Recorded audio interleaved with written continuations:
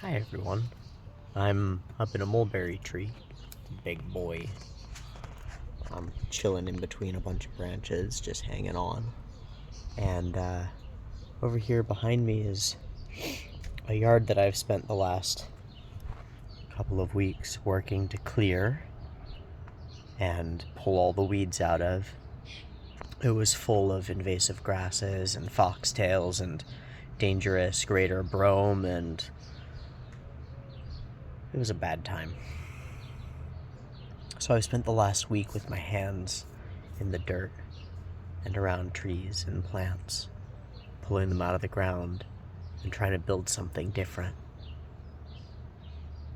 And it's taught me a lot of things that I learned when I was really young and I've forgotten because I haven't spent time doing real hard labor in the ground, in the trees, in the plants for a while.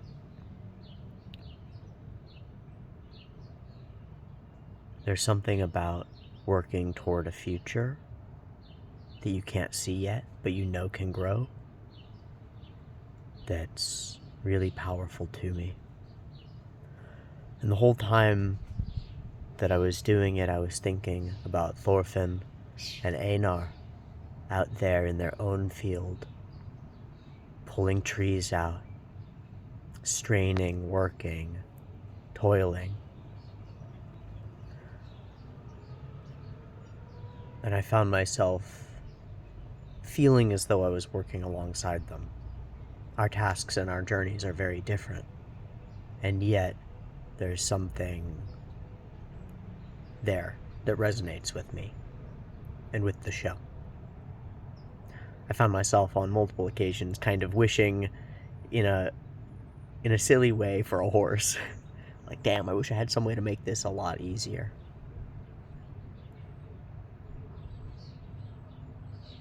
But I was really glad to get the opportunity to work. It's a strange thing, but I've been missing it. It's a different kind of farming. I talked a few episodes ago about how this channel and the creation is my farm in some real sense, in the context of the young son who doesn't know what he has. But there's a missing sense in me, and that's that I grew up on land that I was expected to work, and there's a piece of me that misses working, really misses working. And now that piece feels a little bit fulfilled. I'm sorry that I've been so distant. I've had to make some choices about how and who and where and why I want to be. Because I'm coming at this with this perspective of, like, being is good, prima facie, at the face of it. So how to be? Where to be? Why? And I realized that a lot of the ways that I'm being aren't really materially aligned with my ideals. That there's a lot of real work that has to happen for them, my ways, to be anywhere near my wants, the ways I want to be. That's a scary and terrifying and terrible thing to realize. I want to be more than I am. Because what it means is that what I am is insufficient. And maybe more than that, that what I am is broken as it is. That it needs, in a serious sense, to change. And that that's not going to be easy. That big pieces of the way that I exist and think of myself and think of the world are straight up wrong. It's something that I endeavor in all of these videos, in all of my life, to try to pursue, is that ability to see your wrongness. And yet, even while actively pursuing it, I've gotten to a point of collapse, of everything needs to be torn down so that I can build up again. And I had to do the same thing in this yard, full of weeds and spiny things and invasive species. This yard is a lot like my mind. There are beautiful things growing here, and it is a beautiful place with rich, fertile soil, and some grand trees that are worth sitting on and holding on to and enjoying. But there's a lot here that's broken, and it's going to need time and effort, real work, to tear out what is broken. And then it's going to take time from there to build something new. Time and trust. Water and seasons. That is the way of things, isn't it? So I've done that first stage practically, physically in this yard. I tore it all out, and we put down paper and cardboard, and we found someone nearby who had a bunch of mulch that they were able to give away for free. Beautiful pine mulch. So our yard is now covered with this big layer of paper and mulch, and next year it'll be ready to plant. But the first part is done. The tearing down is done. And some of the first part inside me is done too. Tearing down some of my ways of being that weren't actually working for me. But I was convinced that they were the only way. I was convinced that they were the right way and the best way. But they weren't working that well for me. I was convinced of a need for isolation, in a strange sense. Like this ascetic ideal. Be separate from others so that you can explore more effectively, so that you can, be distant from the world and be able to see it more clearly. But in doing that, I found myself not really living. Speaking on these ideas and ideals and relationships and thoughts that we experience as we go through these shows, these rich tapestries of information presented by other people. Speaking on them, but not actually engaging in them as a person. Engaging in the world as though an alien to it, as though separate. I think I must engage in it as though I am fully a part of it. That I must get my hands dirty and get in the weeds and decide to make changes. Maybe this is all rambling and babbling, but this whole experience has been one where I have been stuck in between episodes of this show, really of all of my shows. I'm still stuck in between episodes of ReZero, and I'm still stuck in between episodes of Gundam. They're still all relevant to me. ReZero I'm stuck in because I'm stuck in my relationship, and I'm not sure where to go with it. And I think that's unfurling. And Gundam I'm stuck in because I'm stuck in the world of politics. As someone who relates really heavily to the new types in the machines, and relates the political struggles and the futility, relates all of that to Gundam, I feel stuck in that too. And there's a paradox there, because the answers are probably in the shows, or at least some of them are, but I've just felt stuck. Stuck. But this time that I've spent out here with Seraph, this time that I've spent in this house that could be mine, I think that's what really scares me. This house that I'm staying at could be mine. It's on the table. And I'm working on it as though it could. But it scares and confuses the hell out of me.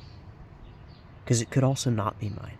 Things could fall apart and go a strange direction and be scary or crazy. The uncertainty of the world finally confronts me because I'm not alone. Because I have things that I care about. I never really had that before.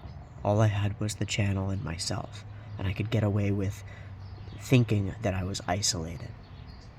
Even as I spoke so emphatically on the need for connection and the need for being good in community and stuff, I was engaged in community but only on the outside, never really deeply in it. never really deeply invested. Now I understand those cliches of like, oh, the superhero whose only weakness is the people who are close to him. It's like, fuck, yeah, that's real as shit now. That's as real as it could be. Because I feel vulnerable and I feel weak. I've changed. I've torn down the systems that were working, and I haven't yet built new systems. That is really one of the real scary parts about change.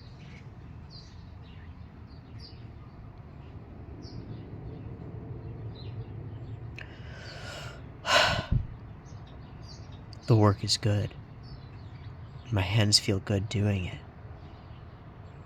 There's something to that. And the same is true of sitting here and talking to the camera. It's good. And my mind feels good doing it. Maybe the work outside is a piece that I needed in order to do the work inside correctly. Strange. But I think true. Or close. I feel like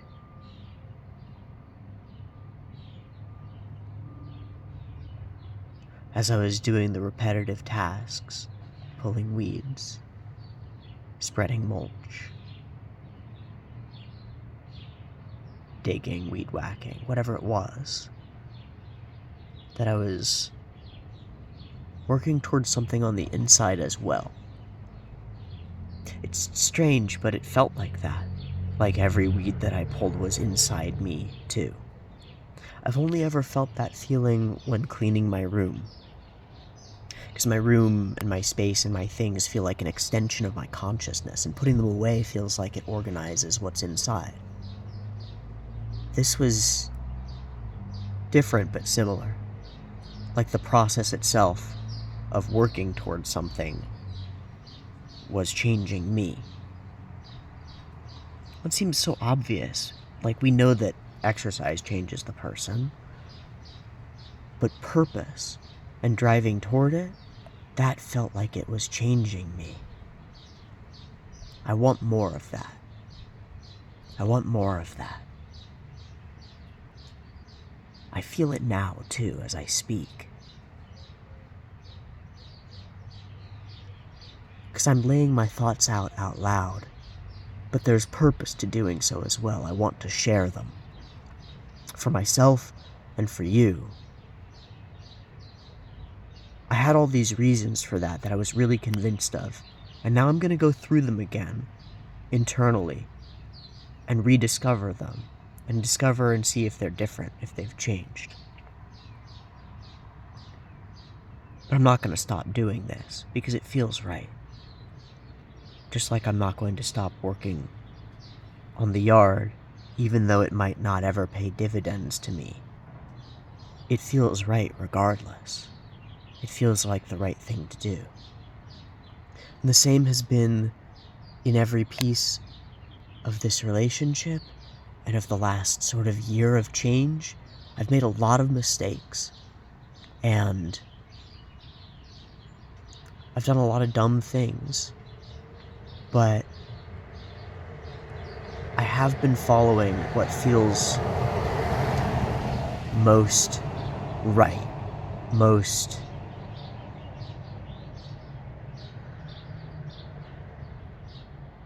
meaningful.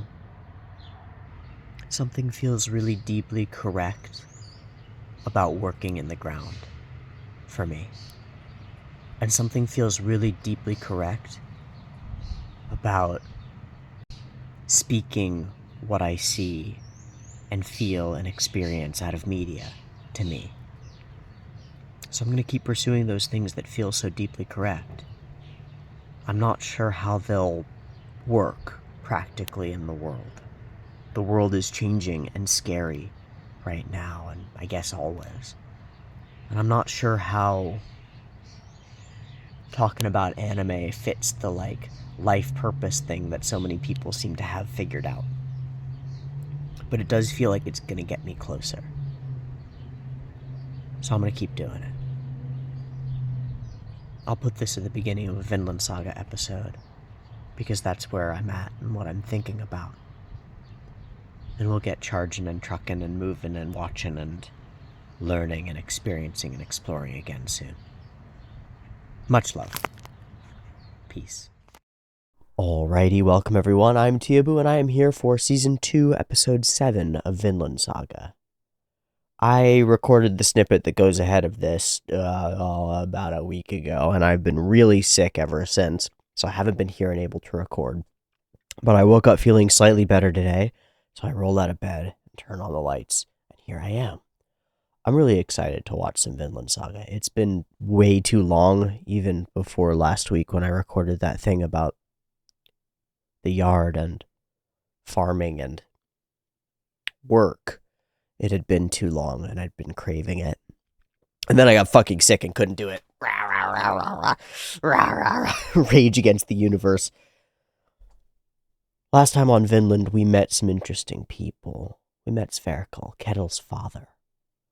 We came to understand a little bit about how this farm came to be, and what threats might be encroaching upon it. We expanded our understanding of this world a little bit, and then expanded this relationship between these two people immensely. They got the horse that they needed. And suddenly everything changed. A little bit of, not even kindness, but kindness, let's say. A little bit of kindness, a little bit of help, and suddenly an impossible task for them has become doable. They've sown their seeds across this land. I relate. It's so strange, too. But I've left that yard now, and it's just sitting there doing the thing that yards do, and there's mulch decomposing, and it's all doing what it's supposed to, and the sense of accomplishment I feel, having not even accomplished the thing yet, is incredible. It's incredible. I'm really curious about the nature of the farm, and I'm curious about what this episode is going to be about. We saw a flash of a young man who I thought might be brother to, but I don't know. Maybe we'll find out history, or maybe we'll find out how this came to be. I don't know. I don't know what we're going to explore this time on Vinland Saga. But we've met some key players, and I'm wondering when they'll clash, or what we'll come to learn from them at least. The old man has some really interesting thoughts about his son and the farm, and how expansion will lead to its downfall. There's a line he says about trading gold for peace, and how foolish he thinks it is. And we say it just after seeing that sword up on his wall. And I wonder how intrinsically violence and war are linked to the foundations of this farm. I think they kind of have to be in this world. This was land that was taken by the sword. And I think there's a fear that it will be again. That it's inevitable, almost. That is our sort of cyclic theme of this show, is you start to build something and then, almost as though it's a karmic force, a wave that cannot be pushed back, humanity will surge forth and steal what you have, make it their own, and build their own families upon it, only to have those lands ravaged and stolen again by the next group of marauding raiders, all of whom themselves are displaced and want their own life and land and things to live for. This cycle of trauma and loss, and then imposing your trauma onto someone else in order to fulfill the losses that you've taken, goes on, and I don't know that there's a solution to it. We don't struggle with this as much now because you can actually have that land and be certain that someone won't come and take it from you, but in a world where that's not true, that isn't true, and there comes up this real powerful question for me about putting your work into something that might not be yours. It's something that I've come against a few times as I've lived with people who are themselves landlords and yet pay a landlord for their land. This house that I live in is one that I rent from someone who's renting. The person who owns it, sees it as an investment purely. And the person who lives here, who I rent from, has a really interesting relationship with that. They are a gardener. They like making things better here. And yet they always have to weigh whether doing that for their own personal enjoyment is worth investing in someone else's land that isn't theirs. The same question sort of edges into my mind when I think about working on land that could just be taken from me the next season by a group of roving marauders. Or, worse, that I'm sharecropping on that's only guaranteed to me by the whims and profitability of my owner. Do I want to work on that land? Do I want to put my blood and sweat and intentional effort into this thing that won't pay dividends for me? It's sort of a flip side to the common statement about old men planting trees that they'll never experience the shade of, is like, that sounds great, but there's a sense that you'll know who will be experiencing the shade of the tree that you planted, or that you're planting the tree with purpose for giving away, or purpose that's abstracted away from your own benefit. But what about if you have to work that land in order to survive? What if you live on that land every day and you want to see a tree grow, but you know that the owner is going to take it back from you and probably not enjoy the tree in the first place? Probably they're going to cut it down and put it on a new apartment or an ADU or some bullshit. I don't know what the fuck you do there. It's one of the... How would we put it?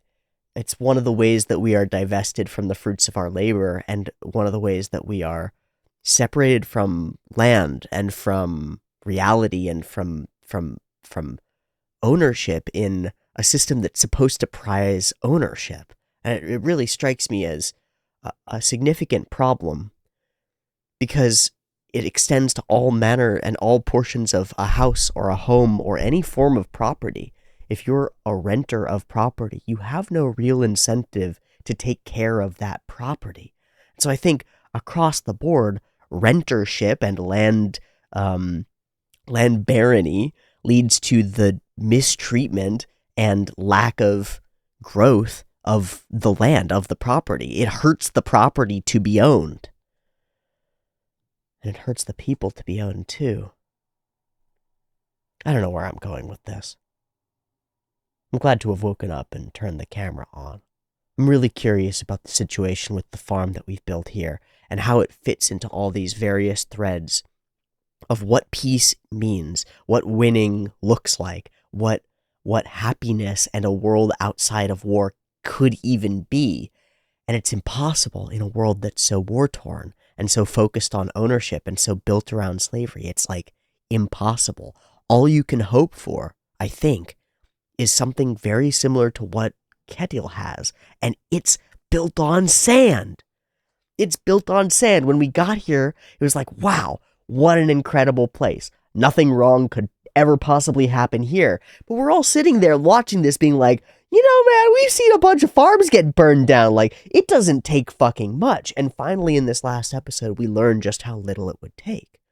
We learned that Snake and his men exploiting the people of this farm are really the only thing stopping an army from coming in. And they wouldn't. Of course they wouldn't be able to.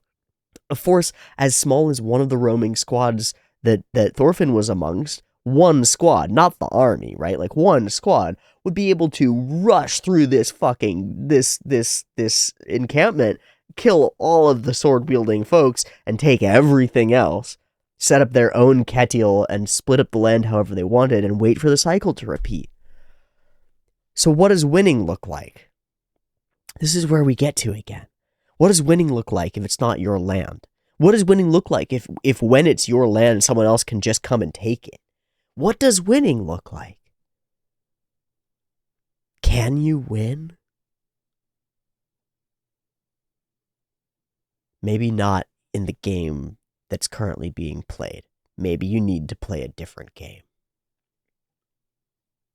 I didn't start this conversation with that as my goal, but that is the conclusion that I may have come to. You might need to play a different game. We live in a world that has very different games right now in the present day.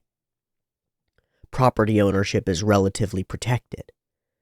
Is that good or bad? I don't know, but at the very least, if you own something, you can be pretty sure that a band of roving marauders aren't going to come and shoot you or stab you and take your land. But in so many other ways, it is just the same, isn't it? You can have your things and your position upset by all manner of things. So then, is it worth putting your effort into making a thing that's transient come to pass? I think that's a question for us as individuals. Is it worth it to you? And I think there's something missing. The work itself. The idea that you're building towards something. Maybe it'll turn to tragedy at the end because you'll lose that thing that you were building toward. Maybe the work will be a regret because you'll feel like it was a waste. But I don't think so. I think there might be something about that word, worth, that's wrong here. Was it worth it if it all gets lost? Is it worth loving if that love will fall apart? Is it worth cleaning your room if your room is just going to get dirty again? Is it worth living if what you're going to do is just die? Maybe they're the same question. Is it worth putting effort into a farm that will fall apart and be taken from you? Might be the same question as, is it worth living and loving the body and the mind and the being that you have if it will all inevitably disappear? And I think one could say, no, it's not worth it. Not one good thing has come to me for being alive. And I think one would be wrong.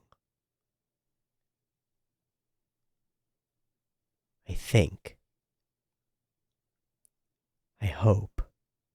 Because I'm out here putting time and effort into my body and my mind and my life. And I'm out here putting effort into the ground and into property that honestly isn't mine in the first place, let alone being taken away from me. And it feels worth it to me, I think.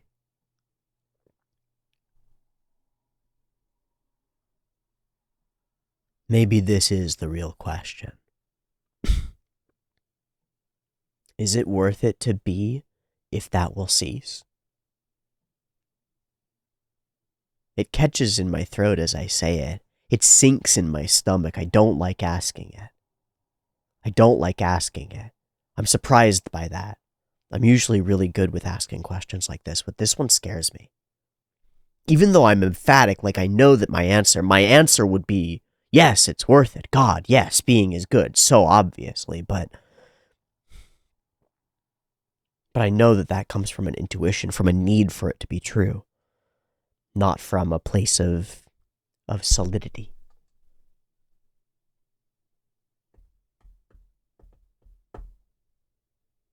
This show is wild. Experience of reality is wild, and the way that they intertwine has been and continues to be wild. Let's watch some more Vinland, and I'll stop lollygagging and dilly-dallying here, and we'll see what the next episode is actually about and whether it has anything to do with this discussion I've thrown out there. Thanks for joining me, and thanks so much for your incredible patience as I flounder around and figure my shit out. Let's watch episode 7 of Vinland Saga Season 2. Again, I've got it up and ready to go. It's 0 seconds. There will be 2 versions. You can find a picture-in-picture version with a video up there, linked in the description down there, and a timer-based version up here on YouTube, which you're currently watching. It'll have the discussion at both ends. And you can sync up your own copy with a timer. There'll be early access on the Patreon. The way that that's working is badly. Sorry, I've been highly inconsistent, and it only really works when I'm being consistent. So the way it's been working is that there's still early access on the Patreon, and just videos go up on YouTube when the next one goes up on the Patreon. Sort of. I'm working on it. Thanks for bearing with me. I really suck at this sometimes. Sorry. Let's watch episode 7. Beep beep timer.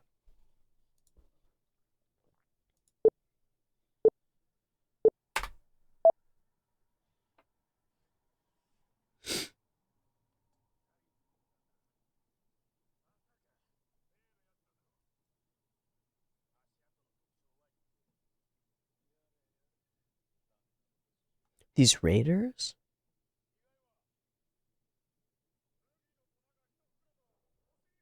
Thieves. But it's really small scale. Are they slaves? That's the guess.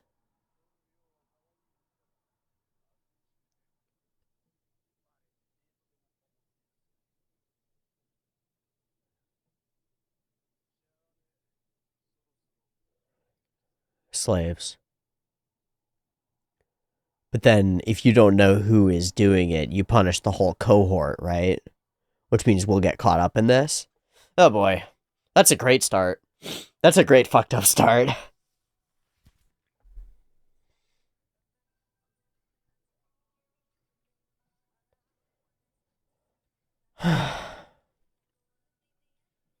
If I let go, will it be the end of me? Is a line that I haven't really heard.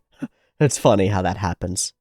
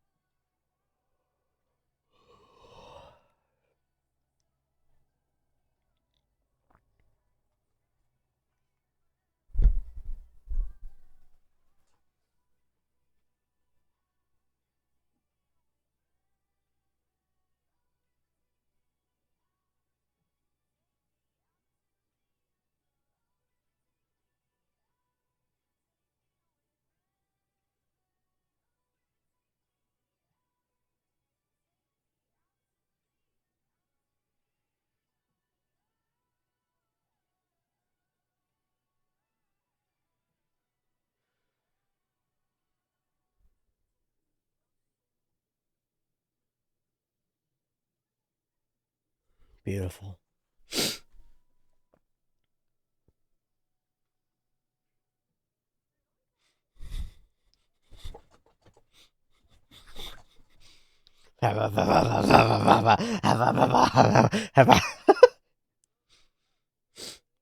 Oh, hi.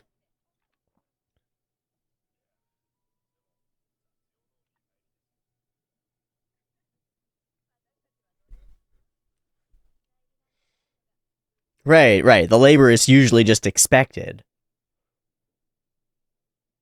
Oh.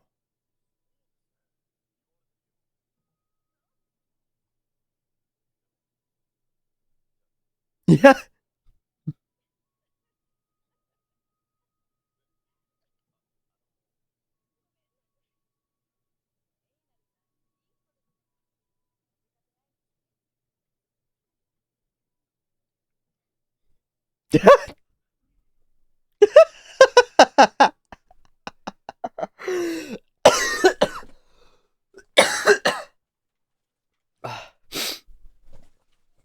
Oh my gosh. I missed what Thorfinn said. I'm sorry, I was coughing.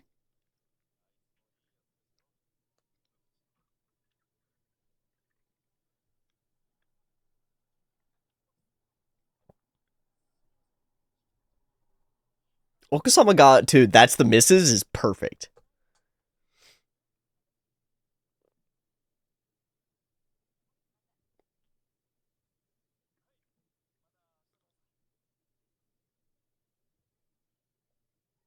So that feels scary.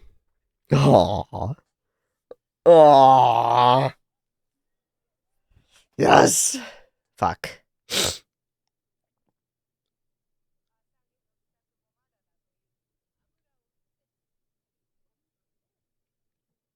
She hates her because she's pretty.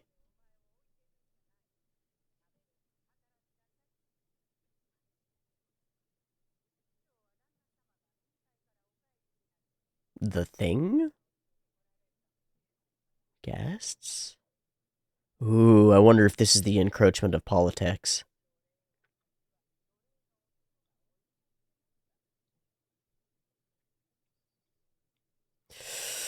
Yikes. Oh my god. Oh my god, they're growing!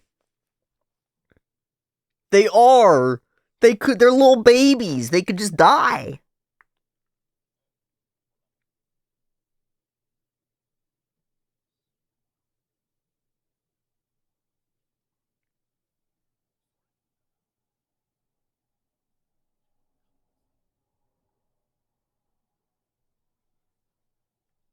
Yes, this ground that I put into the ground is becoming food. I don't know, man.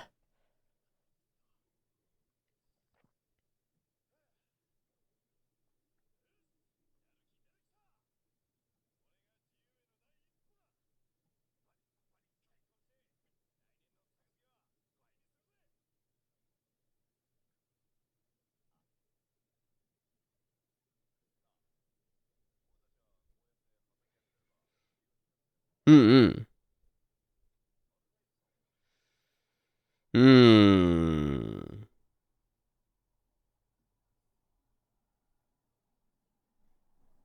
Mm.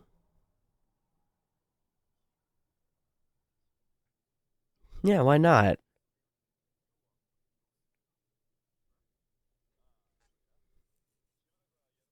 Yeah.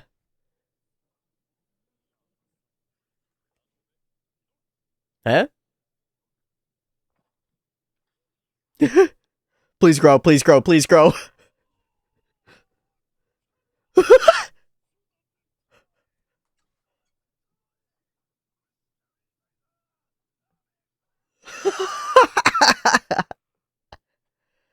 Fucking grovel, bro. You don't understand. This is all out of our control. All we have is the prayer. I don't give a fuck. This is farming. This is how it works. This is really funny. It's out of your control, bro. There's something to this.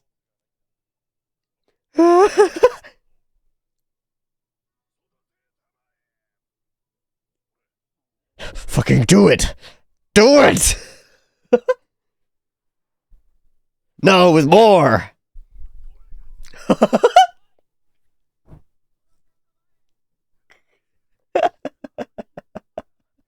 This is really funny.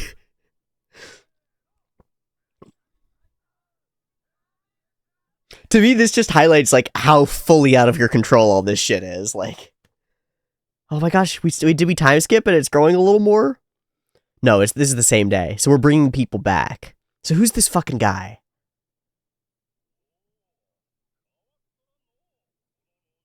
He feels like a brother to me. Oh, Mom and Olmar.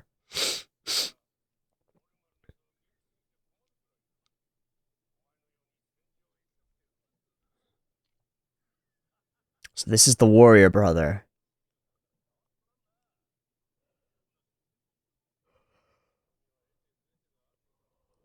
Thorgil.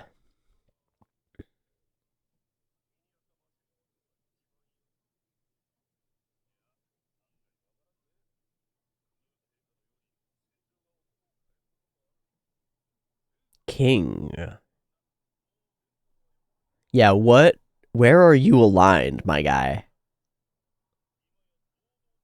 It sounds like he's part of Canute's forces.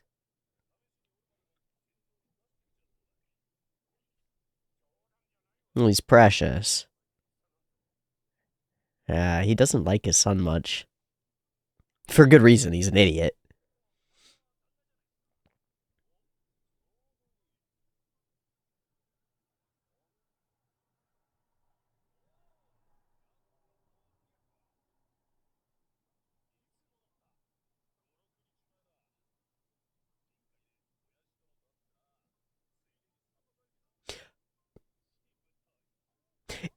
Is a thing like a meeting of people? It's not like a thing, lowercase, it's a thing. It's like a moot, like an ent moot. I forgot.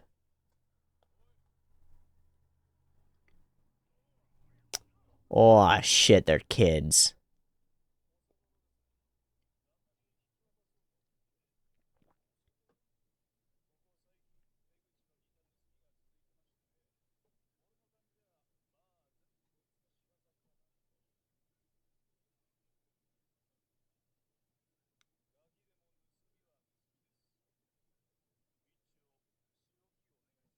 What does that mean? Iron Fist is the episode's title.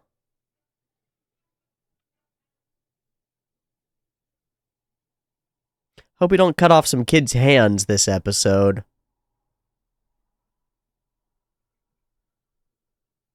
Hmm.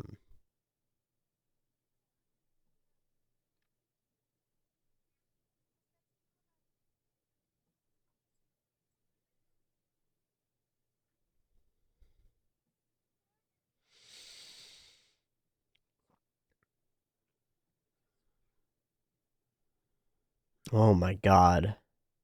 As they're just eating a feast. Fuck.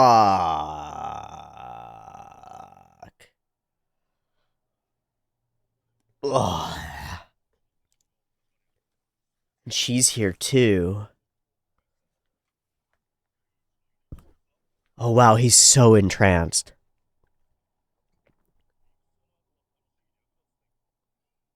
Yeah.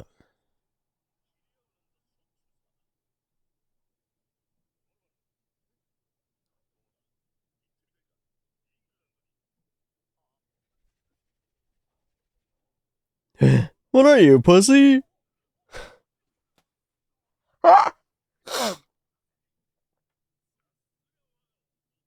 Oh. Wait. He's his son? Oh. Mom and Omar, mom being not their shared mom, but oh. Oh fuck, dude. I wouldn't.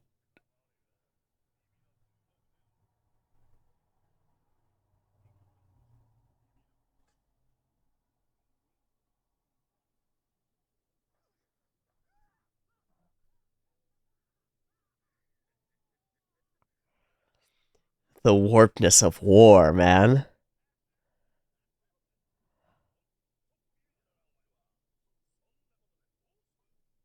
Maybe he won't.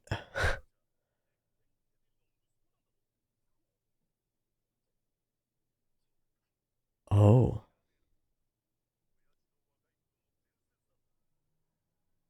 Uh.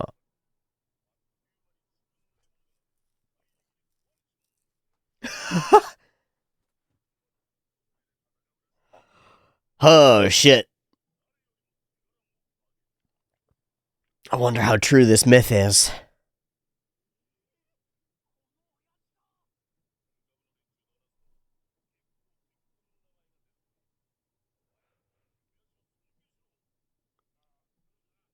He does always think of his dad as like, you're just a fool who knows how to only.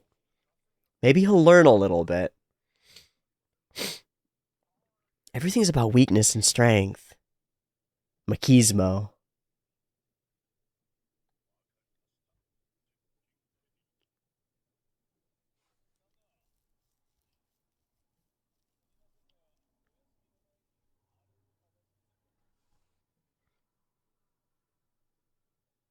What does that mean?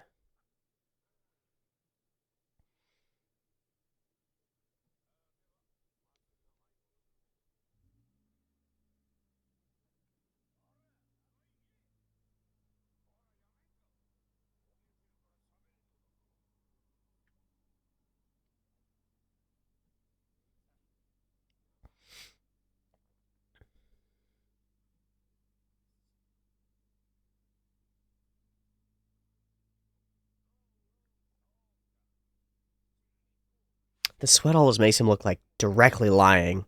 What? Oh.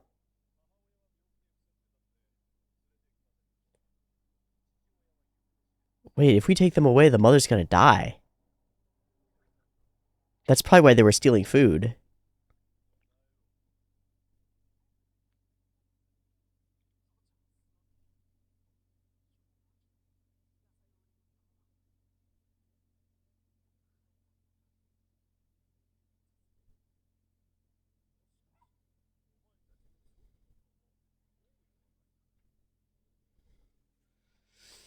The priest knows him, Pater. No, he's not a priest, I know. Ah, shit.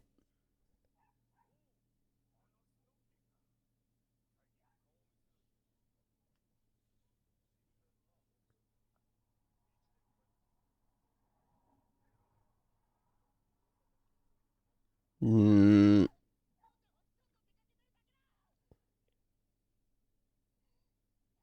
This hardened warrior is not going to take that shit. He sees it. Ketil does.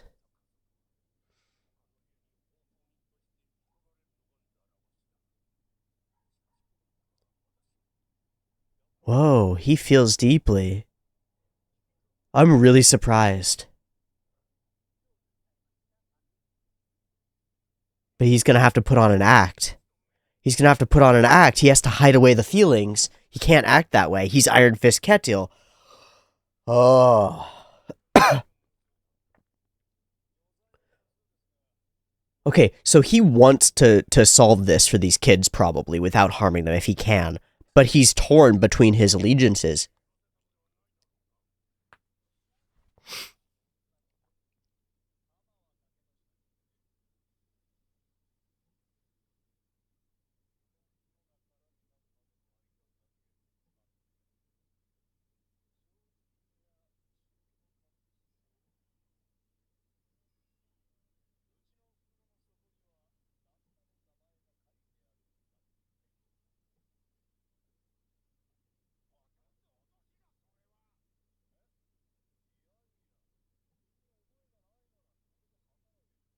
Hmm.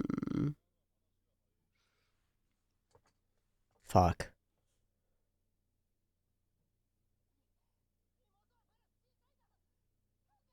God, we're in Fire Punch now. Oh. 2 arms. Well, how's he gonna make food? That's not the idea.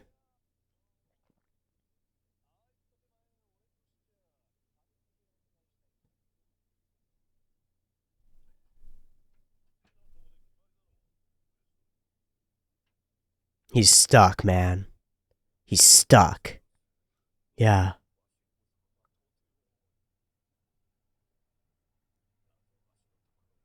Now he feels like he's forced into this position. Whoa.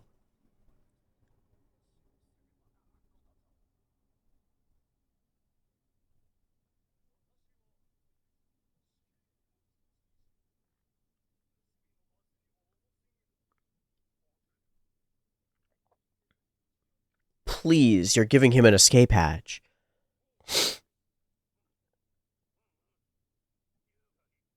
This is fascinating.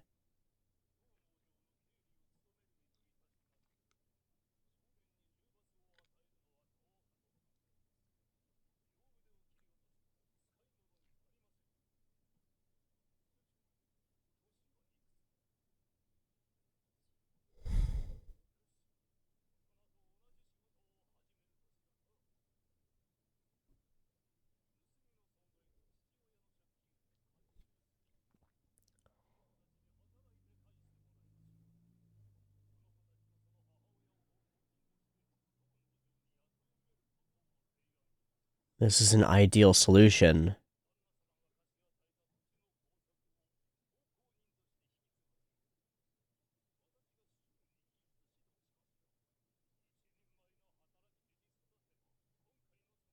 And then some over and over again.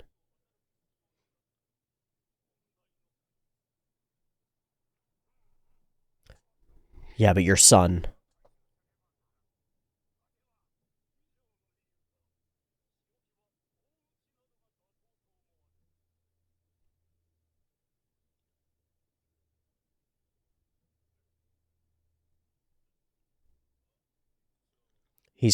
Potter is smart here.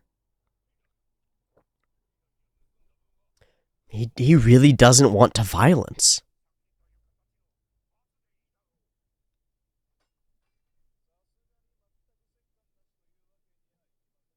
We're gonna beat them black and fucking blue with an axe handle. Jesus fuck.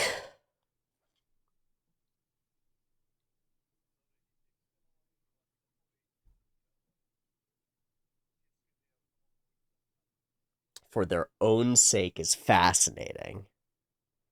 They must be taught.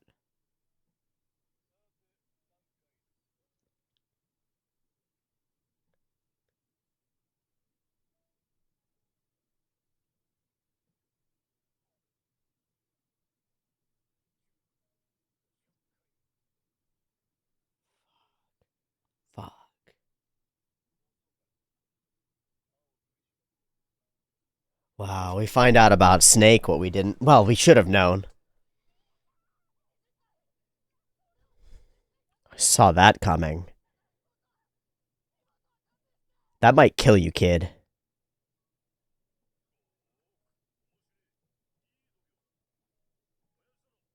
Fuck, no! You're gonna kill him! You're gonna kill... No!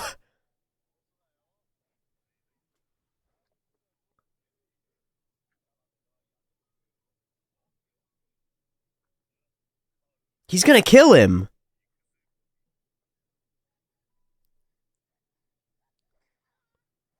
He's gonna kill him! He hit him in the fucking ribs! He's gonna kill him!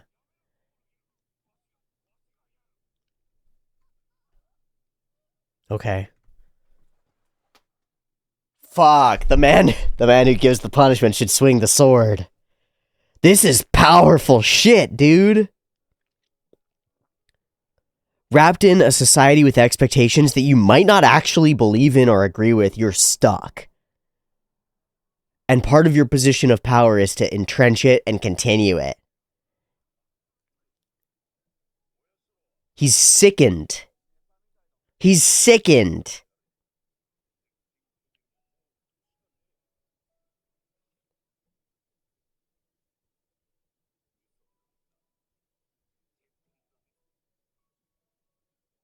Was he never in the war?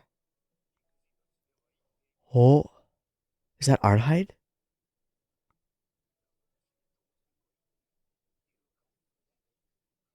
Ah.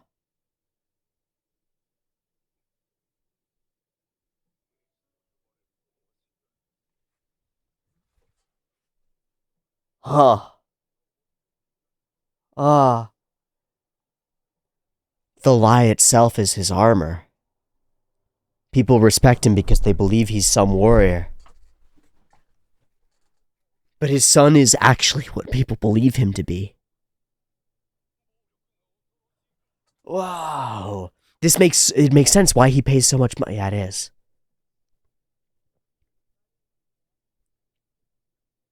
I don't know about that.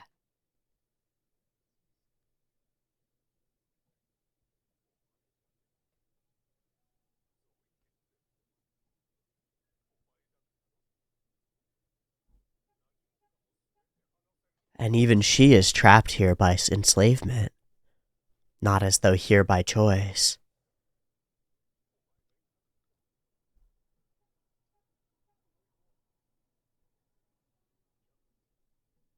Man, if we mess with Arnheid, we're gonna die.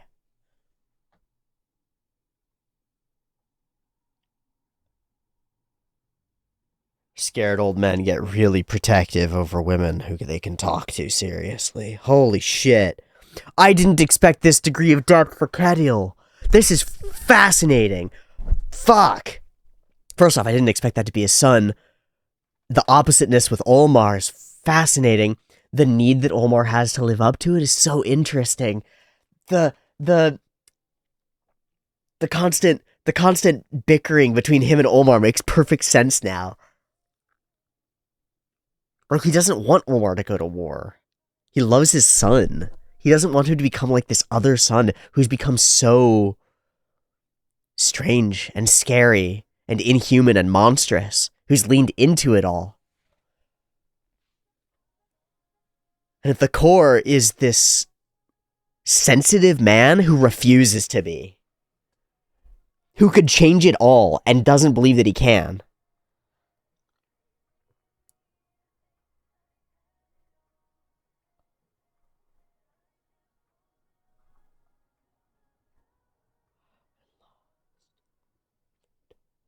Holding on to power and losing freedom is exactly what's happened to Kedil, isn't it? Isn't it? Well, we got a bink. Ah, they're growing. Ah, they're farming. Oh, there's a sea. We're learning to fish? Wow. Okay, we'll see where that's going. Whoa! one phrase has come to my mind in the end of this episode. A phrase that gets talked a lot about in modern discourse and almost never talked about in fiction. Toxic masculinity. Without all the fucking... It's been so watered down. The idea that masculinity is this terribly toxic, violence-inducing horror thing.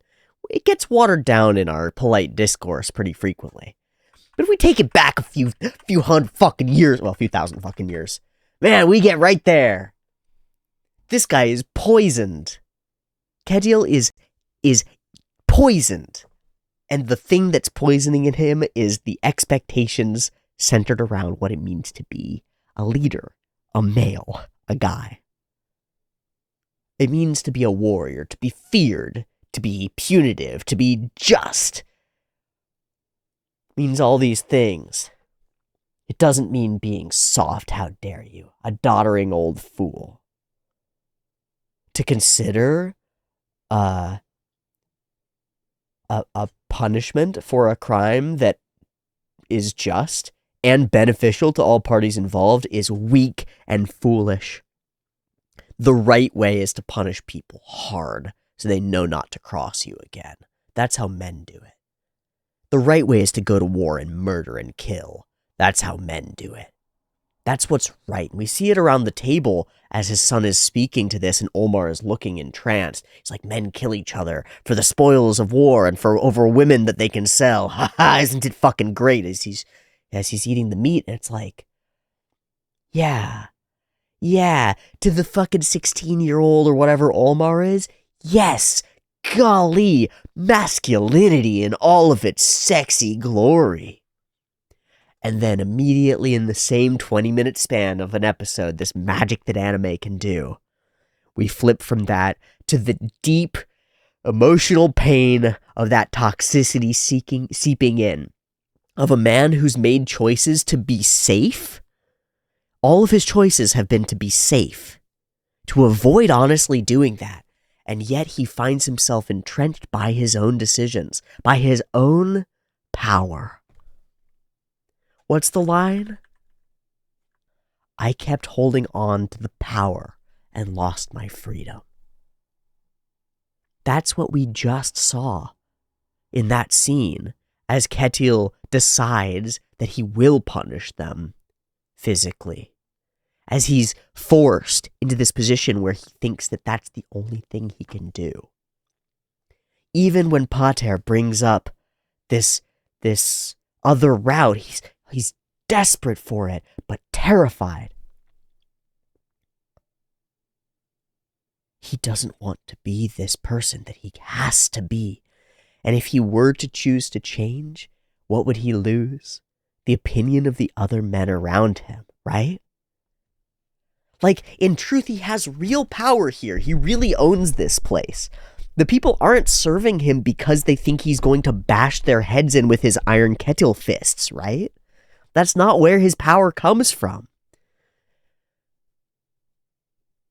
But something in him believes it is. Something in the cycle makes it seem like in order to still be respected, in order to still be considered a leader, he has to follow through with these things. And to some extent, he's right. It is what's expected of him. It's the kind of punishment that he's supposed to take part in. It's just like Game of Thrones, the man who passes the sentence should swing the sword. It's just like it. It's a part of him. He has to. It's a duty and a responsibility. And that's what power means in a world like this. That's what it means. It means that you have to engage in entrenching that power. The brutality and violence that pervades your world is the currency of power. And you will lose your freedom to choose otherwise when you engage in it.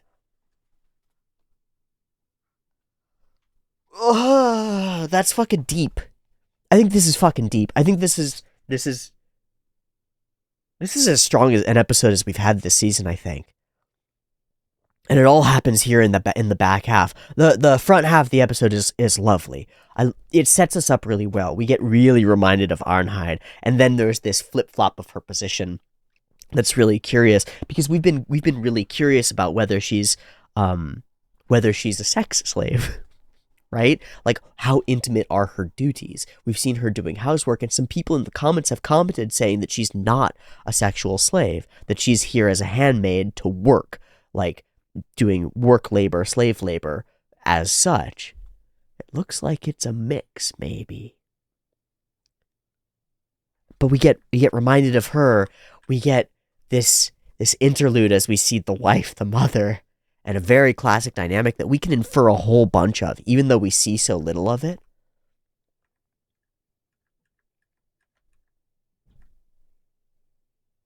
We know that this character is made to be old and ugly and mean and condescending because Arnheid is beautiful. This is Cinderella and the stepmother, right?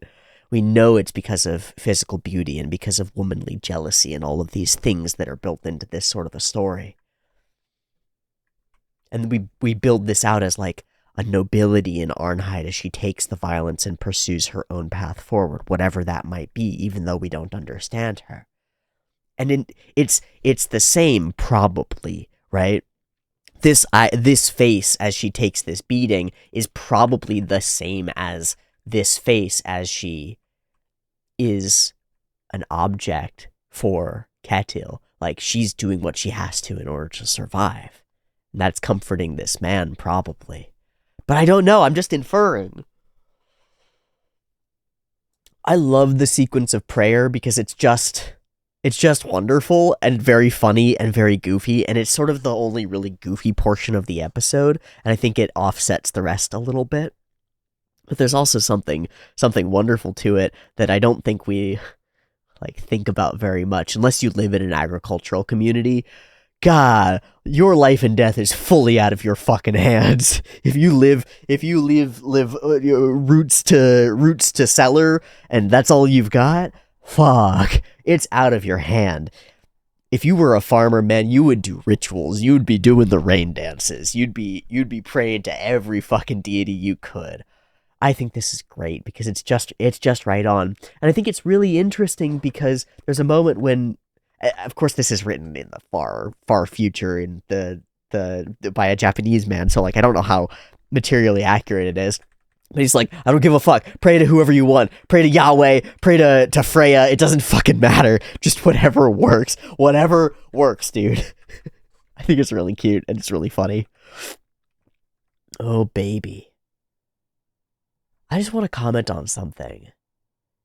Why doesn't he wear his sword in a sheath, like on his belt or on his back or somewhere else? I know back sheaths are dumb, but why like this? Why like a big dick stick that he can tote around? Oh, it's because it's a big dick stick that he can tote around and show everybody that he uses a sword. Duh. And he seems to be on Canut's side, which is really interesting. The thieves are children. Oh. Meow? She's scraping. I'm going to be done in a few minutes, so I'll let her in when I'm done. The thieves are children. I was worried as we brought this scene together that, the newcomer would take an interest in Arnheid and that's what would throw us off. I didn't think things would go this way. Olmar's fascination. Oh, I'm going to let the cat in.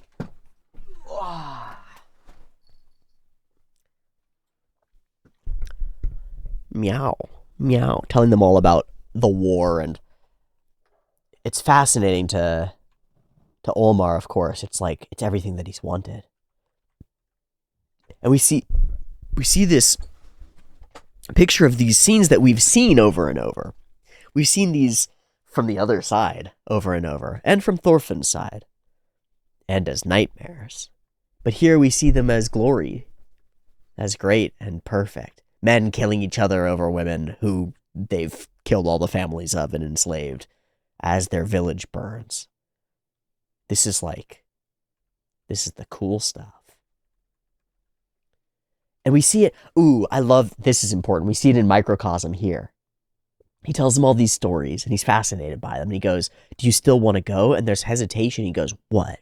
You don't want to? What, are you weak? He doesn't even have to say this.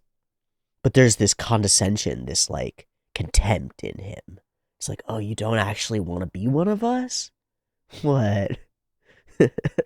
You pathetic? What? You like girly or something? You less of a man?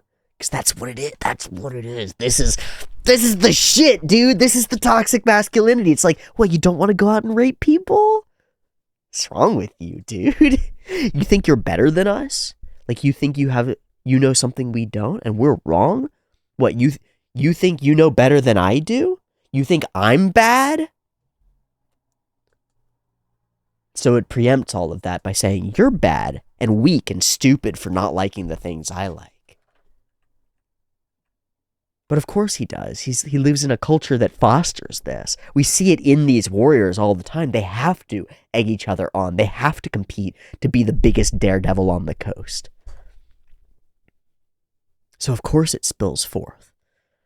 The machismo that happens on the battlefield becomes the machismo that happens between family members, becomes the machismo that makes military families stay military families in the modern day.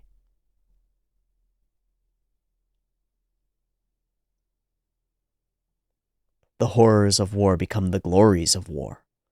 The mind becomes twisted and broken. The violence becomes second nature, normalized.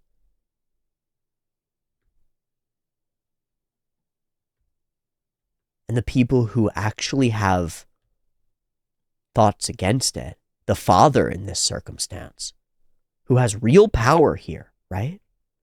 He's unable to say it because he's afraid of losing his power. He's afraid of being seen as weak by his son and by the men around him, by losing his transient, ephemeral authority.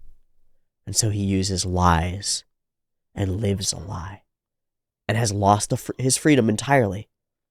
He cannot speak what he believes. He cannot turn this farm into what he wants it to be. He cannot change anything. He has no choices. He's divested himself of them. They're no longer his to make. They're made by the opinions of the people around him. They're made by what he thinks he has to say in order to keep them aligned with him. Whereas we've focused heavily on Canute as a leader who does not do that. But will he end up doing that too? Is it inevitable? Is there any way out? Is there a form of winning that doesn't include this kind of lying? Where you can have power just over yourself and the things you need to survive. Not even over others. Not even an overly large expanded farm. None of that shit. Is there a world where you can balance these out? And have power over yourself? Like the freedom to not be murdered by someone else is a form of power. Without extending that into the kind of power that entraps you and prevents you from experiencing freedom itself? Shit, dude, I don't know. Can you develop personal sovereignty in a violent world without engaging in said violence? I don't know. Fuck. Oh my god, and the ears. I forgot about the ears. It's a perfect accent of like, this dude's a psychopath. This guy has it's gone. And I don't mean that. I shouldn't have said that. Sorry. This dude's a psychopath is wrong. This dude has lost his emotional core. Maybe he had it when he was a kid. Maybe he didn't. Maybe he is sociopathic and lacks that empathy on a fundamental level. Or maybe he's like all the other soldiers that we've seen who've just built this layer by layer, pushing down and destroying anything that gets in the way. Shit. Come on, we're sons of Iron Fist Kettle. Now the secret, the lie, is out. If the great Iron Fist Kettle commands it.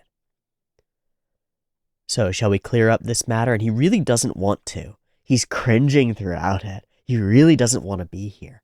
I thought at first it was because he was like just pretending to put on a false face so that he could get the kids to answer him. He's like, all right, we're going to have to kill you. But it's because he's deeply wounded by having to do this. This is the real toll. This is the real toll. This is the real toll on the souls and hearts of the men who engage in it. This kind of acting in order to fulfill expectations. This destroys people. And it puts some people into context for me. Some people I meet and have met who live in a modern variant, a modern way that's like this. Forced by circumstance and friend group and previous decisions, and a need to hold on to certain types of power, forced to continue down roads that they don't agree with.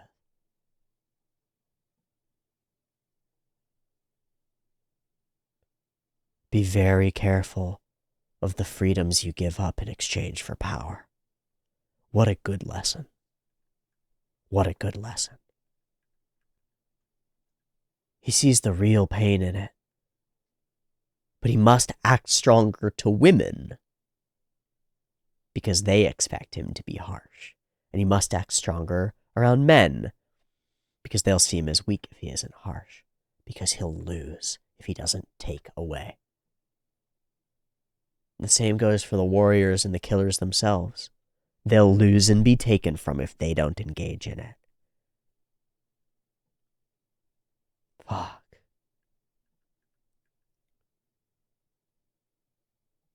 We can be grateful for Pater here. Ketil certainly is. His son, of course, would just kill these kids or cut their arms off. He doesn't care. It's about following the letter of the law. It's simple. But it also doesn't matter. People don't matter. Human life doesn't matter. He's seen so many people killed. He's killed so many. It doesn't matter anymore. He doesn't care. Cut and dry, right? Like, this is abstracted from emotion for him. It's just the rules. He terrifies me.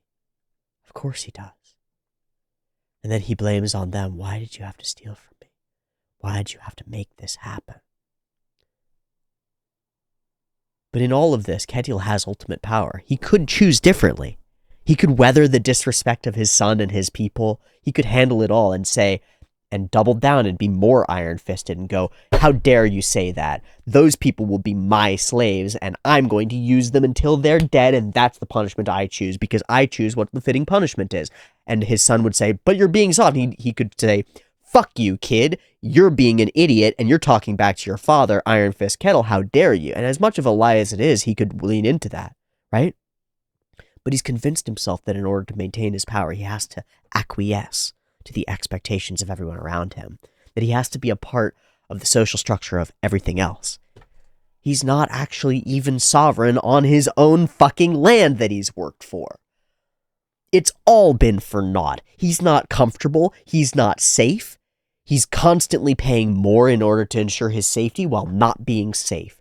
He's constantly doing things he disagrees with in order to pretend that he's the sovereign of this space. He's a king in name only. He is really, truly beholden to the people around him, his little group of oligarchic advisors. They're not oligarchs. His little group of advisors, the people around him, who he cares about the opinion of. Ah! This is extraordinary. I can't stop thinking about it.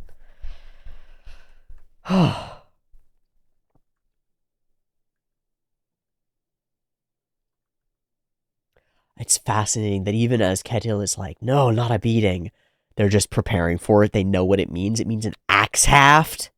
Fuck, man. Like, that breaks, but you can't hit somebody with a stick that big and not break their bones. Canes for beating, like, yay big. Yay big. You don't want to hit... Fuck. Let me do it. Of course, he swings in. So Ketil is forced to do it himself. There's something that's right about that. I think that's the way it should be. And I think the torment that we see in him is like, it pleases me. He should be feeling messed up about it. The person who's wrong in this situation is his son, who feels good about it, or neutral. This feels like the right feeling. With all the layers, not wanting to do it himself, yeah, it feels like the right feeling.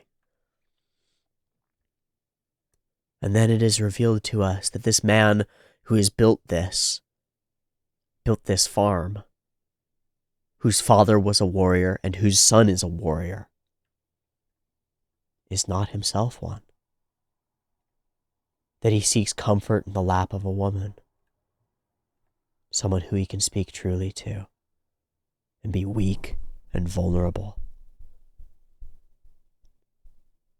Because unless you are truly broken, truly sociopathic, truly shattered, either from the outset, like genetically, formation of brain-wise, or because of circumstance and experience and beating it out of yourself,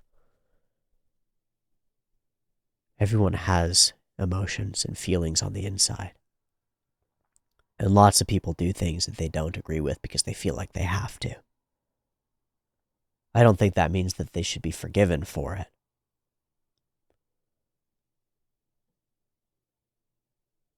I think it means that each of us needs to be really careful about making choices that we think other people expect us to make. And try really hard to stay true to what we actually believe, and not entrench ourselves into a system that we rely upon that requires us to be false. There's a lot of that all over the place. I thought I was just about to wrap, but I have to bring this up. This is my farm. This right here, you on my channel, this video that I'm making. I watch a lot of YouTubers come and go and destroy themselves because of the expectations of their communities, because they are in this back and forth that changes them. And they come to a point where they can't do what they believe in because they have to do what makes the channel work, or like makes the money or make the content. And you can always tell. You can always tell. It always falls apart. It loses something. I never wanted to be like that. I've tried to build this farm into one where I don't have to be beholden to what I think others want. And I'm really proud of myself for trying to do that. I haven't been perfect at it. And it's taken a lot of work, and it's going to take more. But I'm really proud of myself for that. I think all of us need to do something like that. Because whatever paths are in front of us, if they're presented to us easily, they're probably for someone else's benefit. And in some way or another, they'll probably force you down some degree of compromising on your ideals and on your most truly held beliefs. I don't want to compromise on my ideals and my most truly held beliefs. And I'm really grateful to have the opportunity to live and work and build in a way that I think doesn't have to. Most people don't have that opportunity. Most people are forced, to some degree or another, to sacrifice in order to survive.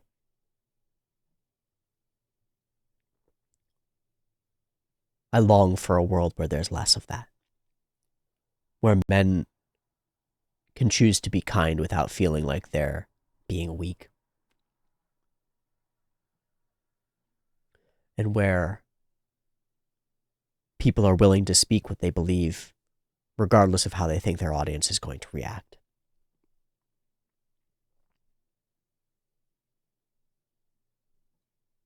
Where we value freedom over power. And recognize that love is where that comes from. The show's too good. What do I say? What can I, it's too good. There we go. We had a thought. that was some thoughts and some hoes about this episode. You got any other thoughts or hoes about this episode? What do you think about Ketil's internal external struggle and how he's sort of forced to act in ways that he doesn't want to by the people around him? Did it, like, do you see echoes of the older men in your life in him? Because that's what I really see, is I see neighbors, and I see parent, and I see politicians. Oh my God. Fuck, talk about giving up your freedom for power. Toe that line, baby. I see all sorts of people in this kind of a circumstance. It's one of those situations where an artist has abstracted something out into a character that makes it so poignant and real. I think it's brilliant. I think it's really cool, and I'm grateful to get to witness it, because it's going to change my opinion on my whole world going forward, and I think that's really cool. Okay. Thanks so much for watching me watch Vinland. I really enjoyed it. I'm glad to be back. I'll see you next time for more. Much love. Peace.